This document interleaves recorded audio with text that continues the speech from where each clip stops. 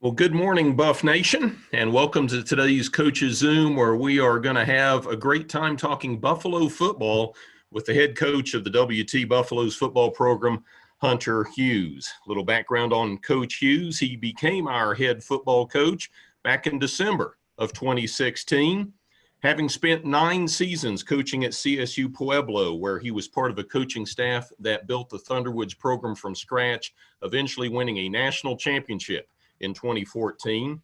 He's also served on the coaching staffs at the universities of Colorado as well as Tennessee. Coach Hughes holds both his bachelor's and master's degree from Middle Tennessee State University.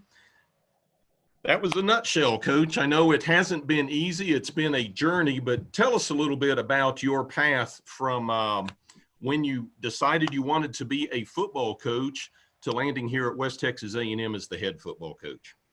Well, basically, just like every young kid growing up around the game of football, I wanted to play in the NFL, and they want to play in college and be an NFL player. And as I got into my senior year of high school and walked by the mirror one day and saw I was 5'9", about at that time 135 pounds. I had zero athletic ability and couldn't run, couldn't jump, couldn't do any of that stuff. Found another way. So I went to Middle Tennessee State and was an equipment manager there for 7 years. And that was by choice, 7 years. And got into high school coaching and took a shot, was coached high schools for 9 years and wanted to coach in college and took a shot to do that. I was probably the oldest grad assistant at the time.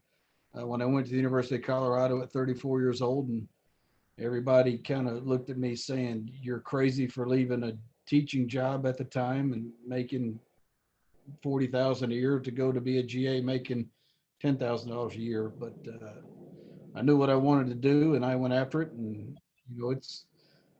it's been a journey where I've learned a lot along the way about how to do things and how not to do things.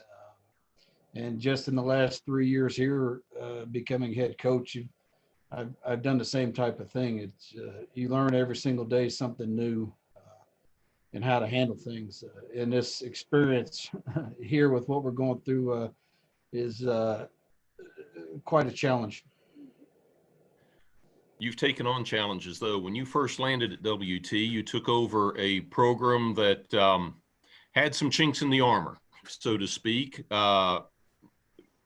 Probation, little fewer scholarships than the norm, but you still managed to build and continually improve to the point where last year's squad at 8-3 posted the most wins the Buffaloes have had since 2011. Talk a little bit about your vision when you came here and how you've carried it out. Well, the first thing that coming in is you don't hear everything. I don't care what job you go in. They're replacing the head football coach for a reason, but we didn't hear everything as to what was going on. And so I knew I had to come in and change the culture of the program, things that I heard from players about how it was being run, about the academic side of it.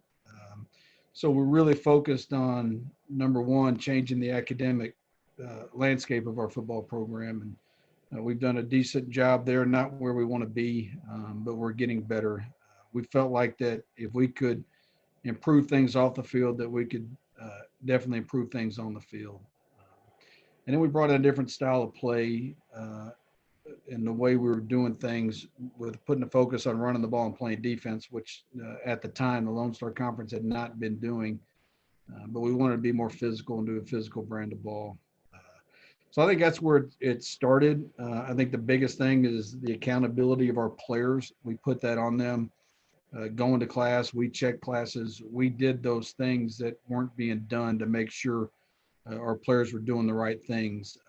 We put a system in during spring, that first spring, where if you missed or were late for a class, a workout, a meeting, we had our Friday night fun runs. They started out on Saturday morning at 6 a.m.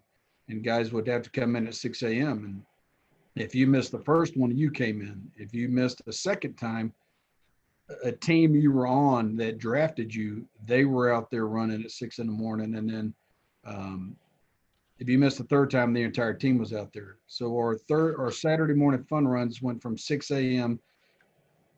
Evidently, it was against NCAA regulations. We weren't given enough. That wasn't considered voluntary at the time. So what we did was we moved it to Friday night at 10:30, and they went from 10:30 to 11:59, and we did all kinds of drills and things like that. What happened because of that was the players started getting on text groups. They started getting on each other. They started holding each other accountable in what they were doing. I'll never forget Junior Pame came up to me after one of the runs and said, "Did y'all do this at Pueblo?" And I said, "Yeah, we did." And he goes, "How many times you do it?" I said, "We did it once." And the players started policing themselves and started getting there. And that's what has started happening. And the players have now they have some ownership of the team, which is what I wanted to do. And that translated last year more than anything to our success with, I had Brock Gerlich, I had Jared Johnson, guys that had been, or Jordan Johnson had been here since we came in and started doing this. And the team was just a lot closer, and it made it fun. I mean, we had a fun year. It was very disappointing. I mean, we won 8 games, and I'm disappointed. I mean, to me, we should have won 10 and been in the playoffs, but that's just my way of thinking. Let's keep the focus in the classroom for a moment, and then we'll turn to the football field side. For a large roster program, you had a very strong GPA this year. We had a 2.9 for the semester, which gave us a 2.79 and a couple other points for the year. Our team goal is at 2.8. And so we're not where we want to be. And I told our guys that once we hit 2.8, that goal board's going to go up to 3.0. So there's some positives to it, and there's some negatives. Some positives are it's the highest GPA I think that's been posted here for football in quite a long time. And the negative is we didn't get the goal we wanted to get to. So it's kind of like missing a field goal with 4 seconds left to go into overtime, kind of still stings that way. Whether it's on the field or off the field, it stings. But you're showing that you can be successful, have a high GPA in the classroom, and still win games on the football field. You mentioned running the football. We'll talk about that, and scoring as well. When you took over your first year, you were nearly ranked 150th in both rushing offense at barely 100 yards a game and scoring offense, fewer than 14 points a game. And this past season, you were in the top 50 in both. You were nearly 180 yards a game on the ground, and you're averaging 33 points a game. I mean, let's start digging deep now, Kent. Come on. We've got a good media relations director here. Golly. You weren't bad. You were horrendous is what you were saying. But now you're very good. Yeah, a lot of that was because we had to eliminate a lot of players, and we lost a lot of depth. I'll never forget our last 3 games. We lost 2 of our top 3 safeties in the Commerce game for the year. And then that week, another starting safety decided that he wanted to yell back at some coaches during the week, and I eliminated him from the team. And we played Angelo State, who was running about 105 plays a game, and we had our 4th and 5th safety starting that game for us. So we were very limited in what we did. On the other side of the ball, we had some injuries to our receiving core, and we had some scout team receivers that we moved up to play in that game. So a lot of that we were limited on what we could do because of injuries and practice time. And I mean, it showed, and that's not an excuse. I mean, I think that we should win every game every time we go out. So I'm not making any excuses for that, but to see the improvement we've made since then and continue to grow. And again, it's a tribute to the coaching staff going out and recruiting the type of players we want. a little different style of what we've done, and our kids growing in the program. And I'm a big believer that you can take a freshman and in 3 years, he's going to be a whole lot better, more committed in this program than trying to go out and grab a junior college player. And you haven't used the word discipline, self-discipline yet, but it's evident in your program as you talk about bringing in the 4-year kid, this and that. But in turnovers lost, turnover margin, you're a top 20 program right there. Yeah, I mean, I think that the players that we have here, we're retaining a lot of players. I think that's where you're talking about, is I think our culture and the accountability. And, my understanding is when a freshman came in before I got here, they worked out on their own. They did things on their own. They didn't mingle with the older players. And that's not how you teach your culture and how you teach what you want to do. And so I tried to get our freshmen really involved with our upperclassmen and let our upperclassmen show them the way and lead them the way. And again, that's part of that accountability. And I think it's very evident to our players and those that might be on here or former players that are on here. They will say, if coach says the bus is leaving at 4:15 and you're not there, you're going to be left because it's happened. And I'm a big stickler on, I give you a schedule, you're going to follow it. And our little mantra there is if you're 5 minutes early, you're on time. If you're on time, you're late. If you're late, you're forgotten. And that's kind of the way that works. So. All right, Buff Nation. Now it's your opportunity to ask Coach Hughes a question. Rules are simple. You can either type it into the chat that's on should be on the right-hand side of your screen, and I'll ask it of Coach. Or if you want to ask him yourself, and that's the way we'd rather do it, football, call for a fair catch. I'll see you wave your hand, and then we'll go to Coach Hughes. So let's open it up. We've got one coming in. Looks like David Henderson. You're on with Coach Hughes.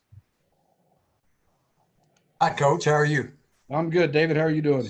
I retired Sam Houston State. We've talked 2 or 3 times on email, and I appreciate what you've done in the program. I have a couple of degrees from West Texas State, Dumas, taught at Hereford, got my doctorate. I taught at Middle Tennessee State in 1970 for a year. I was a professor out there. So, I think my uncle was playing football then. He later became the head coach out there, Boots Donnelly. Yeah.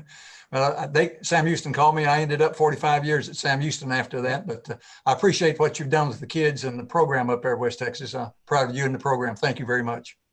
I appreciate it. Thank you for your support. All right. Who has another question or comment? We've got a couple pages of Buff Nation here, so give me time to filter through and see who's got their hands up. Go ahead, Lee Passmore. I know spring football is always huge for each school, trying to install a system and everything to get ready for the next year. And because of what happened with the virus, it got cut off and you guys, didn't get to play spring ball or anything like that. How does this change the dynamic as far as what you're going to have to do, assuming that everything goes well and you're able to report for practice, fall practice in August? How does this sort of change the dynamic in terms of you think that maybe a lot of teams are going to be a bit behind in getting systems and that sort of thing? You might have to do a little more teaching in August, and maybe you would have been expecting under a normal circumstance. Well, the first thing is we are planning to play our schedule as it is right now, and going forward. And there's a lot of different other aspects that are going to go into that might force us to change some, but everybody I've talked to, we are moving forward with the 11-game schedule we have right now. And just might have to make some adjustments, but we want our kids to play as many contests as possible. As far as spring ball went, we got 2 practices in, and then everything was kind of put on hold. And so that puts us behind because we do have a new offensive coordinator that we're bringing in July, and we were starting to put in some of those things. But from the mental aspect, I don't really think the mental aspect is going to be that much of an issue. We've been able to Zoom with them. I'm a big believer in seeing it, in a playbook, our kids drawing it and then going outside with it and doing a walkthrough or actually going through the process. And So the mental aspect is not what really bothers me as much as the physical aspect, where we have not had them working out. They haven't been able to get in gyms. They haven't been able to strengthen themselves in more than anything. Not everybody says get stronger, but it's to avoid injury. Um, the more they build and the more they're active, the less likely they are for injury in the fall. We're planning on coming in. Our report date right now is August 9th. Depending on how this coronavirus continues to flatten its curve or continue to get worse. However, we're planning on, we'd like to bring our guys in for summer session 2, July 7th. The NCAA has passed a directive that we can work with our players this summer, should they request it, which is new for Division II. So if we can get our guys here July 7th, we can actually meet with them. We can go outside with them. What they normally do for 7-on-7 drills and things like that, we can go out and lead them in those things. So that's what we're hoping for. At the latest, we'd like to bring them in 2 weeks beforehand. We have plans in progress if we were working on to get done to test all our players for the antibody of the COVID-19. And if they test positive for the antibody, then it means that they have had the virus. And, my understanding, and I'm no doctor, that they are clear from it and can't get it again. Those that do not test positive, we'll have a 2-week window to test them on a daily basis, their temperature for symptoms and things like that. So when we start August the 9th, that we can get in and get things rolling and they don't have to miss any time. If a player comes in August the 9th and they have any symptoms or there's an issue, they're going to have to sit out for 2 weeks. So the earlier we can get them, the better. And, there's a lot of things that go into that with financial and housing them and burden on parents, burden on players that I'm looking at to try to see if we can't help ease that pain with them. So you can get on the text and talk to Monica. Questions for Coach Hughes? Coach, I know it's difficult not having spring ball to assess your team, but at this point, looking towards the 2020 season, what do you see to be the strengths of this ball club? I think our running backs could be considered a strength if we've got 2 that were hurt right at the beginning of the year and missed all year, Brandon Blair and Prince Ugwa. And they were both having great games when they got injured. You were bringing back Jared Compton, hoping to have Logan Vallow back. And I think that's, we can put any of those guys out as a receiver. They're just being able to be used in so many different ways. So I think you look at that as number one. Second, their offensive line. We've got guys that have got experience and that have been around with Coach Bassett. And, even though we're changing our offense a little bit, our terminology is going to stay somewhat the same. So it should be easy for our players to pick up. And then our linebacking core, Hayden Dennis and Chris Thomas and Eric Collins, those 3 out of those 4, we got to find that 4th one. And right now it's Josiah Pennington. But we got some young kids that I think we're excited about and seeing what they can do. And you've got a pretty talented recruiting class coming in as well. What can you tell us about them? We've added 3 more receivers since the summer started. And one is a true freshman, 6'4", 215 pounds out of Austin. And then we've got a couple of junior college guys that I think can come in and make an impact for us. We would like to be able to redshirt the majority of those freshmen and build them into the program. But there's some that we can, I think we're really going to be able to see them come and make a statement this year. You'll see a lot of redshirt freshmen seeing a lot of time after that year they've had with us last fall. And there are a couple of freshmen, some D linemen that I'm anticipating to come in and make some immediate impact. And I know the recruiting experience, not just for the kids coming to campus, but for the coaches as well, really had to change this past year with Buffalo Stadium being intact and something that you can show off. Just the players being able to come in and on a visit that day and be with us. And I got a lot of, from recruits, just the walk from the meeting to the stadium and seeing the tailgaters started it off for those players. And then we put them behind us as they come into the stadium so they can run into the stadium with us. And then they're able to sit on the field with as being part of the admissions visit. So that made a huge impression for those guys that are able to see that. And then when we brought guys in for recruiting visits, we took them through the same path. We would take them and play the music and come down through the tunnel and have our players out there and have their highlights on the video board and eat up in the stadium. And just, we utilized it as much as you could.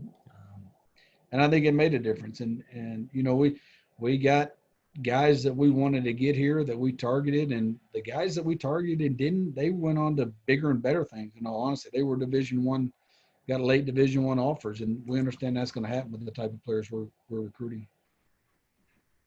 Hey, Hunter, Brad Stark, outside of the running backs and the health situation and through the postseason into the spring, any other injuries that are being rehabbed or any health of the health of the key players that we need to know about and how they're doing health-wise? Well, I don't know if I can answer specifically about a player and their injury, but I will say that we've had a couple of shoulders that have rehabbed, and they will be full go 100%. The two running backs I mentioned earlier are full go 100%. Everybody's going to be 100% coming into camp. And again, what I think has really hurt us is our ability to come in and lift weights for injury prevention standpoint more than anything. All right, who has a question for Coach Hughes? Terry Duffy, go ahead. You're muted, Terry. Hey, Coach, Terry Duffy up here in Chicago. How you doing? I'm good, Terry. How are you doing? I'm good, man. Even though we're up here in Chicago, we're staying in touch, and even got the scoreboard in the background here. So I like trying to do it first class, you know. So, yeah. Hey, couple questions. Going back on a couple that you talked about a moment ago about the opening. I heard today on the radio, which was good news up here, living 90 miles from South Bend, that Notre Dame announced today that the whole campus is opening up for the students and athletes on August 2nd. So from a leadership standpoint, I think that's quite an influence up here in this whole part of the country that nobody's really said anything about. So hopefully that'll domino down through everybody, that they're maybe going to lead the pack here and get everybody in there. And if they feel they can open up and do it, that hopefully a lot of others will follow with that. So that was a good thing to hear today. So, and the other part, the first was a comment, but the question is from a regional standpoint, is there anything been said about the out-of-state games? I know Mike McBroom a couple of weeks ago, we were listening to him, and I know they are working some things, but as a what-if hypothetical situation, if you couldn't go to California as an example, or to Vancouver, are they working on alternative games on a regional basis within Texas with other schools, or is it too late, or is any of that on the table right now versus an open date? Yeah, they just announced that we could have a maximum of 10 games. So when I said we're going to play our schedule, we are going to put in a waiver to try to get an 11th game because we feel like that's what we would like, you know, our student athletes to get the full experience. Other teams, there's been a domino effect. I know that another team in our conference has already lost 2 games to people who have, they're basically eliminating their longest road trip. And that's what teams are doing. So as of right now, the Lone Star Conference and the GNAC Conference have a scheduling pact, and we're waiting on to hear what happens with that. If it's everybody stands by that pact, and if it is, we'll have our 10 games with the 10th one going to Colorado School of Mines. I think that's September 25th. So, and if they fall through, then trust me, I've been looking at schedules for other Division II teams in the area and see what they're going to do. And now it gets a little more tricky with the 10-game window instead of the 11-game window. So, is it possible you could play a same team twice if you had like open weekends of conflicts? That is a possibility. We're trying to avoid that. But that's a possibility to help each other school. Like if we have a team that's already coming to play here and we need to go and need a game, need a 10th game, and we might go there and give them a home game, to help them out. There's a lot of things going on that we don't have the answers for. And since this just came out 2 days ago, it's hard to even tag down the possibilities without knowing the effect of one team changing their schedule. I just know that Michael and I have talked about we want to play the schedule that we have, and we're going to do everything we can to play that schedule.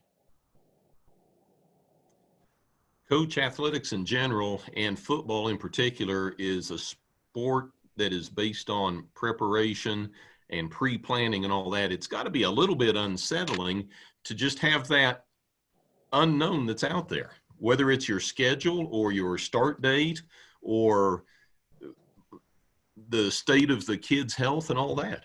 Well, I've got like 4 different schedule scenarios in place, ready to go, depending on when we can bring guys here.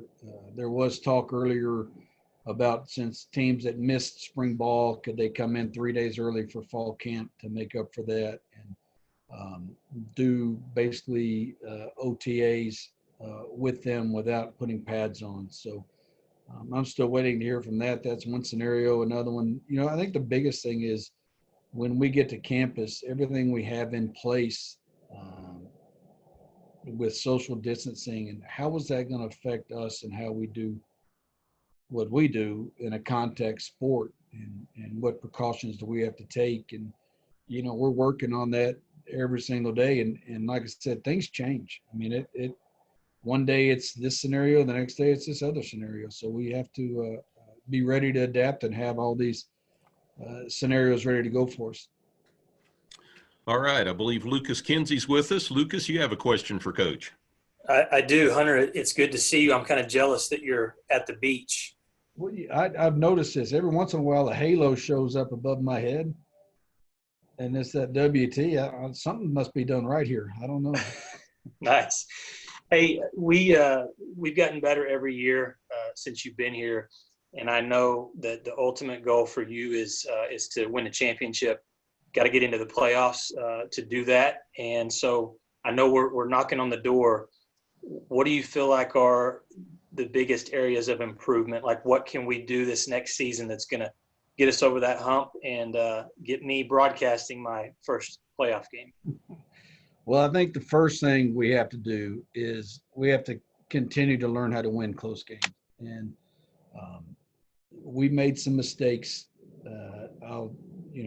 Angelo State, I'll just bring it up. The Angelo State game, everybody talks about the end of the game and a bad call and a missed field goal, okay?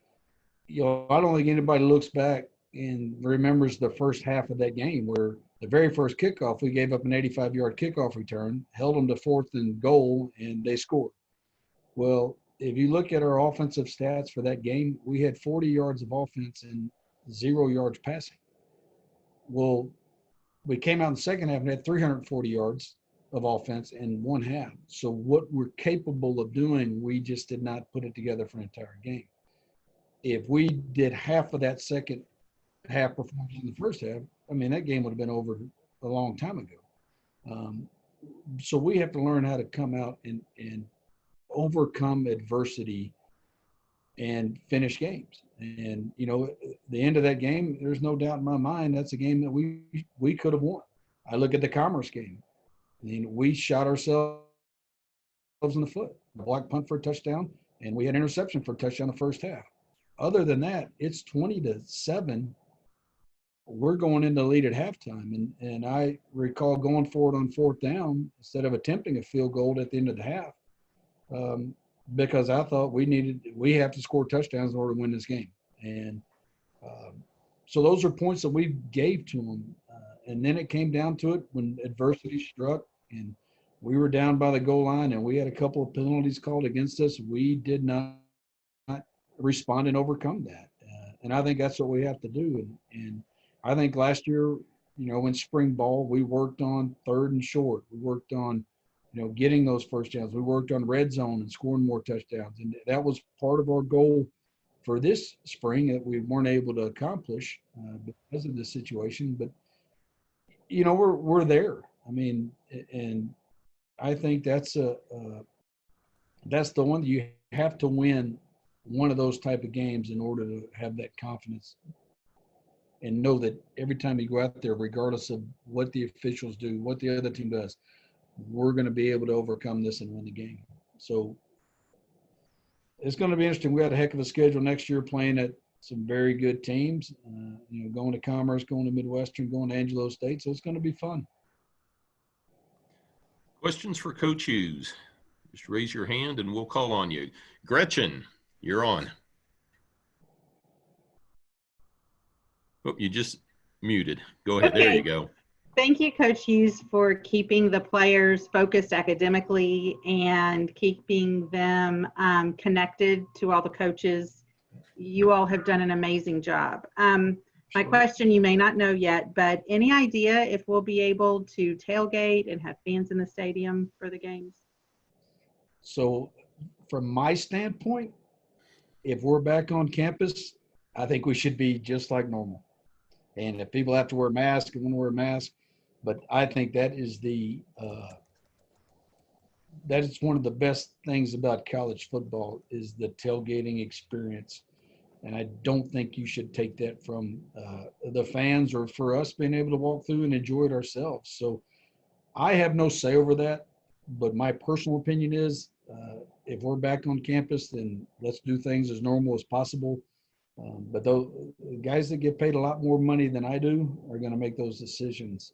As far as tickets and whether we have to social distance in the stadium and, if other than being an immediate family, put 2 seats between you, our ticket office and our administrators are working on that to where our students and our fans will be able to come in and watch the games and enjoy the experience. All right, questions for Coach Hughes? Just raise your hand or send them in a chat and we'll call on you here. Coach, you mentioned winning the close games. You've had 11 games in your 3 years here at WT decided by 7 points or less. You've won 8 of them. So the guys are catching on. Well, they probably scored late, and that's what got them close. Those are probably games that I think we should have won easier, and we allowed that other team to stay close.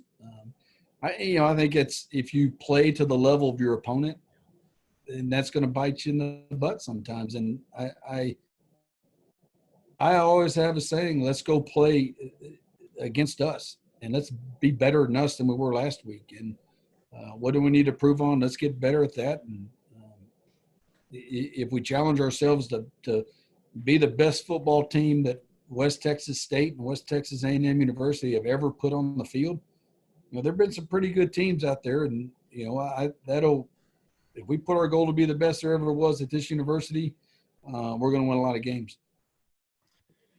And I know we talk about head coach Hunter Hughes, but you have assembled an incredible staff.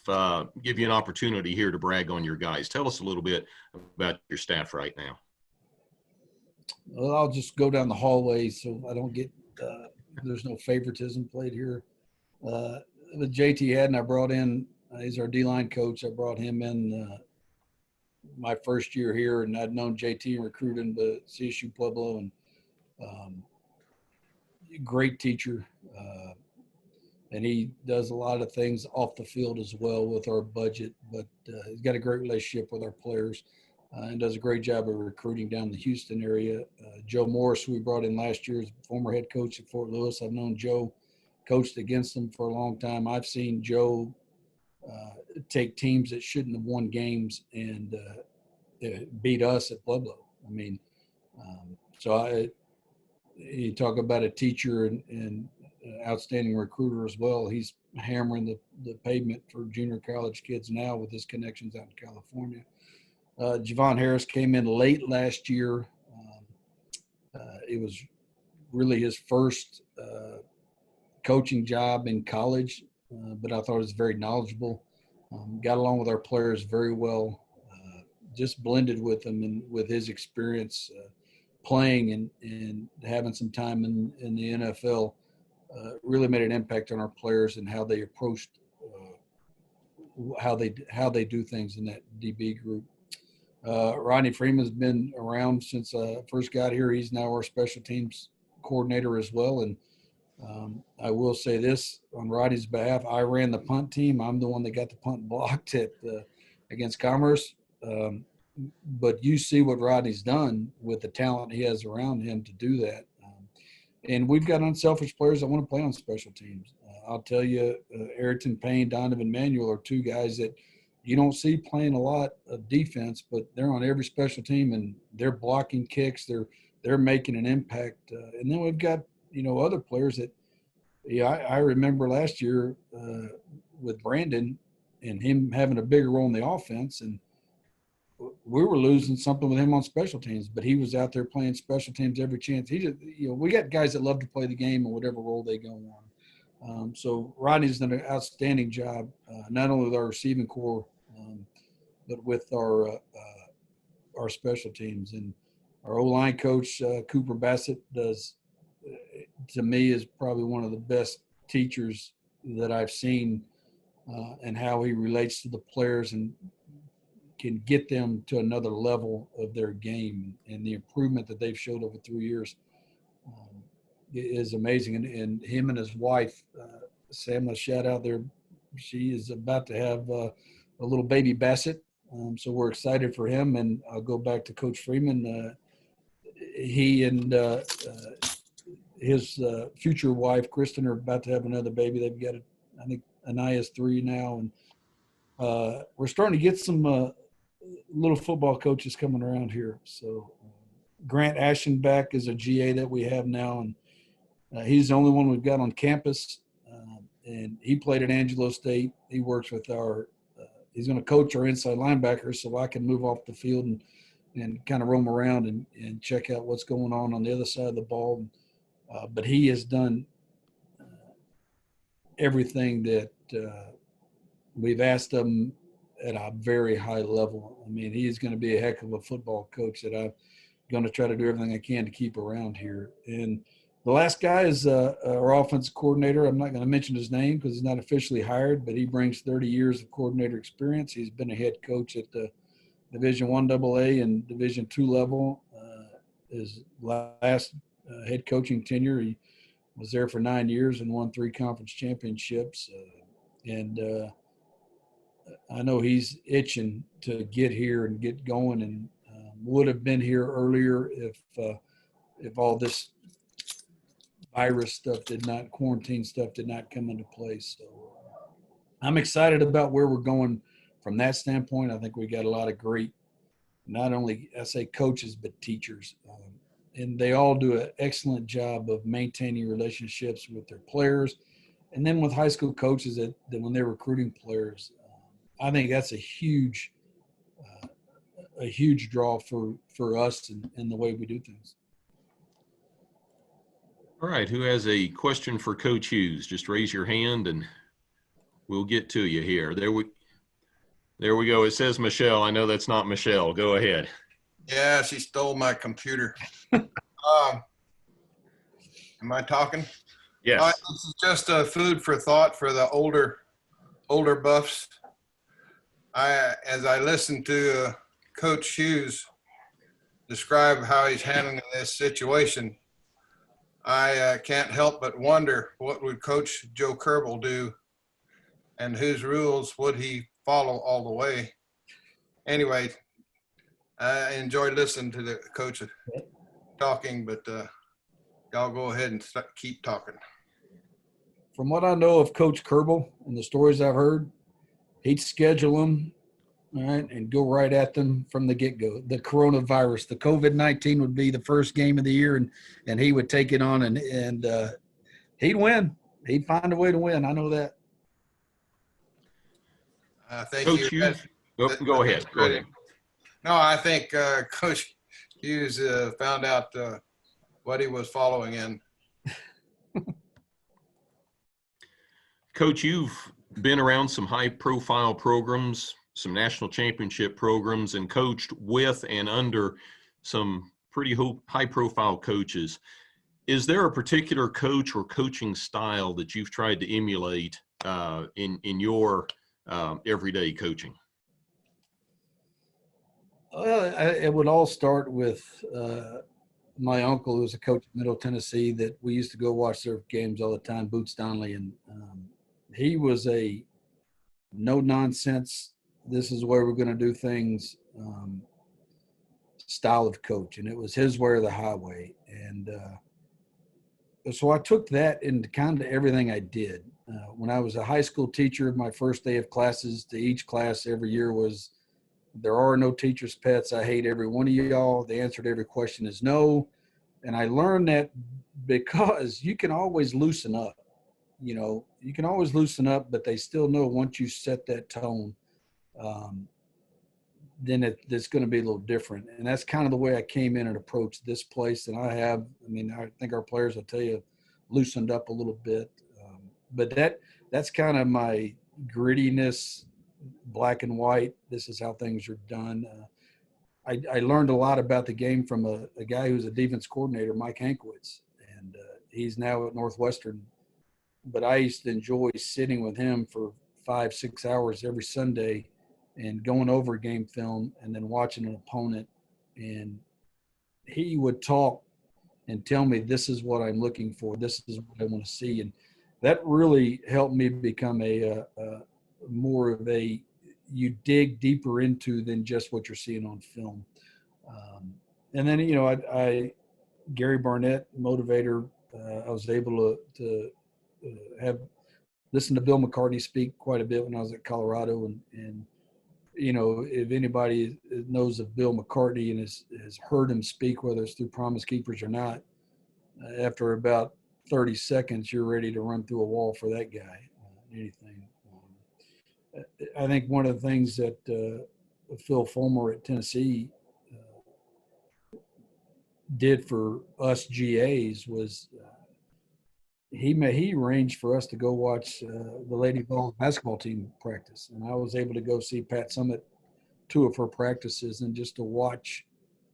I mean, God on earth is her at the University of Tennessee when she was walking around that campus. I mean, everybody turned her head, but she was so humble. She would walk in and to our training tables for lunch and just talk to us like we were the head coach of the football team. And so I learned some of that stuff, but watching how she directed practice and watching how even her stars, when you talk about stars get certain treatment, they were treated worse. And because their expectations were higher. And I kind of got some of that. My expectations for Tobias Harris are way higher than what he has. Because I see potential for him to continue to get better. And he's won all kinds of awards and that kind of thing. But, you know, he has not reached his ceiling. And so I stay on our players, our guys a lot more. So I think those are big things. That David Cutcliffe was the offense coordinator, and there's 2 things that one thing he really taught me, and I carried this, is you always leave a place better than you found it. And we went, and anytime we went on the road, we go to the locker room, and I don't know, I just started picking up the trash, and I didn't want to leave the place like a mess. And shoot, I turned around here and I'm doing it for a game, and there's another coach doing it. And it became infectious. Our players start doing it. And I tell our players that, leave a place better than you found it. I tell stories to them about, it irritates me. Little things irritate me. Like I go to Walmart here and I try to pull onto a parking spot and there's a freaking basket right there. And 2 parking spots down is where you go put it. I'm like, how lazy are people where you can't just go push the basket into where it belongs? And then that kind of stuff just irritates me. So I carry that over to our players, and they know pretty quickly how they can irritate me and get me going. So, but just little things like that from a coaching standpoint and from an off the field standpoint about how you do things. Questions for Coach Hughes. Terry Duffy, go ahead. Well, it's not a question, Coach, but I want to comment what you just said about leaving things better than when you came in, and I can attest to that. And it's not a question, but it's a statement. If you remember at the Hall of Fame induction a few months ago, there were 2 or 3 people that were left after everybody had left the hall, and you were one of them. You were still cleaning tables, breaking things down, helping everybody else, and you didn't have to be doing things like that. So it's one thing when you're in the limelight in front of a lot of other people and you may talk like that and you see some things, maybe players, but I saw it behind the scenes with people that were working with the kitchen staff and people to tear the building down and clean things up. So that told me an awful lot when people look at you, but when you're the only one there and you're doing it, you're backing it up. So that's a great testament to you. Well, I appreciate that. And there were a lot of other people helping that night too. And a lot of them are on this call now. So, but I do think that I don't ever ask any of my coaches to do anything that I have not done or I would not do. I mean, I'm used to getting off the bus on a road trip and unloading the bus or getting there to load the bus. A title does not change the person I am, is how I like to say it. And I'm going to be a guy that, works as a team. And if it's got to get done, we're going to get it done. And if I got to get, my hands dirty and hurt my back a little bit, then I'm okay with that. But I want to make sure that other people see that I don't hold myself above anybody else in a standard or anything. I just believe that. So, and I thank my parents for that, teaching me that little tip. We've got time for another question or two if anybody's got one for Coach Hughes. There we go. Gerald, go ahead. You're on. Hey, Coach, my question is, you're really busy doing a lot of development, not only for football, but for these young men's lives. What do you do for your own professional development? I mean, a person in your position, always trying to improve and set the example. What are you doing to make yourself a better football coach? I've spent a lot of time talking to other coaches, particularly during this time, about what they're doing, how they're handling their teams in the best way. And everybody's got a different manner or a different way of going through this time. So I'm getting some advice there. And then all these Zoom calls, I wish I'd have bought stock in Zoom about 3 months ago, because I might not be on this call if I did. But there's a lot more of coaching clinics going on that normally would be going on this year. Guys want to host and they want to talk football and they want to talk their profession. So you can just log in and talk to them. Hey, we're doing this 3-4 defense scheme Zoom call. They'll send us emails wanting to join in. And I've done a couple of things with some high school coaches, and our coaches are doing things with high school coaches, Zoom calls and film study. So we just stayed in touch. And this is the time of year that we would be going out and visiting high schools. And so we're missing out on a lot of that in not only our recruiting, but I've sat down and our coaches have sat down with high school coaches. And I sat down with the head coach at Westwood High School in Austin for 2 hours when they talking about special teams. and he's a special teams guy. And we just sat there, and a guy from Houston came in and joined the conversation. And so that was a 2-hour window of a clinic that we just stumbled into. So we're missing those type of things. But I stay in touch, and our coaches stay in touch with other coaches, and just bouncing ideas off each other, from scheme to how you travel, how you do things at practice, the way you practice.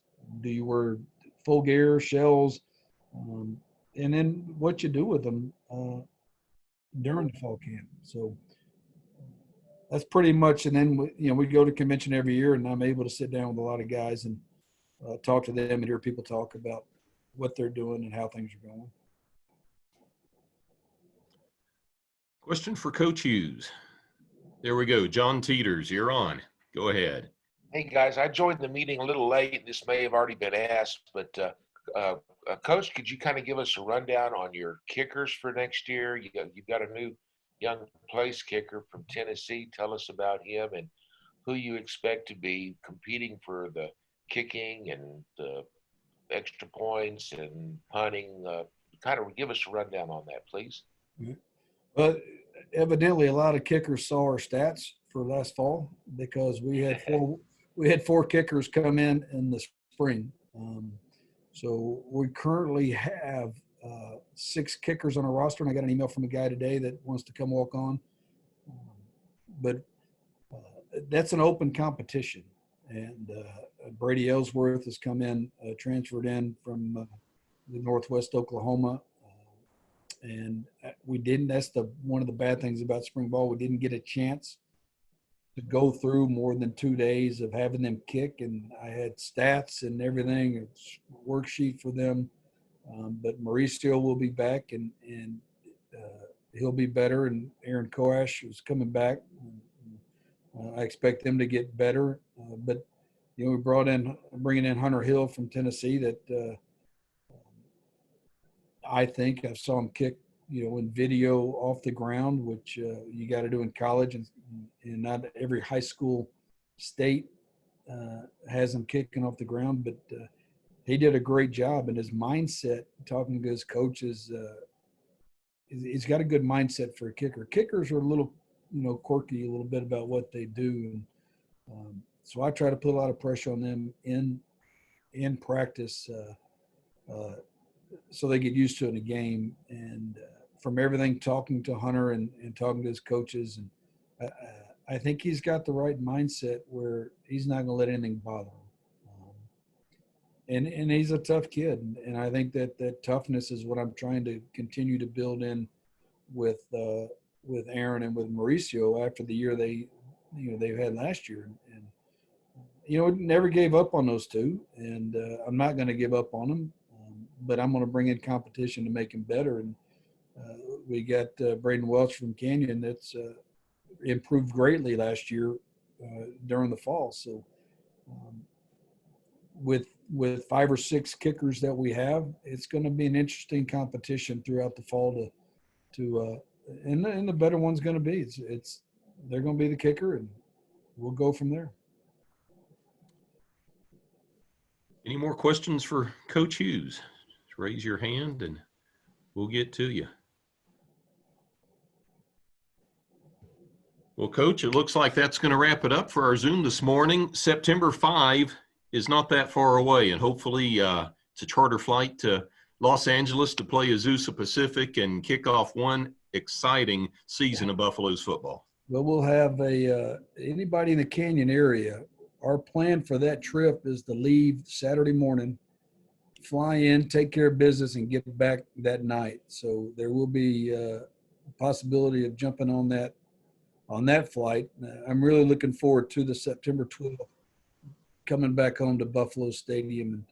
And like I've said, and some things that people have talked to me, is I think that's basically a coming out back to normal party. It's going to be more than just a football game on this campus, and